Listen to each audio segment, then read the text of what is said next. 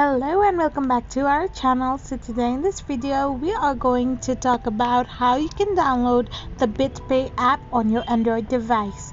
So without further ado, let's get straight into the video. So first and foremost, all you need to do is open your Play Store and check if there is BitPay app on Play Store or not. Once you type in BitPay on the search bar and enter it, you can see that BitPay is not available in your device. So now all you need to do is open a web browser of your preference and type in the URL www.bitpay.en.updown.com. Once you click it, it will redirect you to the page where you need to click on the latest version option. Now you need to click the download option. So it will take a few minutes to download the file. So you need to click on the download option and download anyway option, and it will start to download. So a few minutes after, the file will be downloaded and all you need to do is install the app.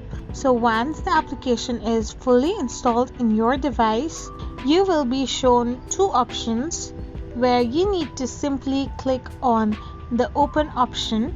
So once you click on open, it will redirect you to a security scan, and after the app passes the security scan, you have your BitPay app downloaded on your Android device.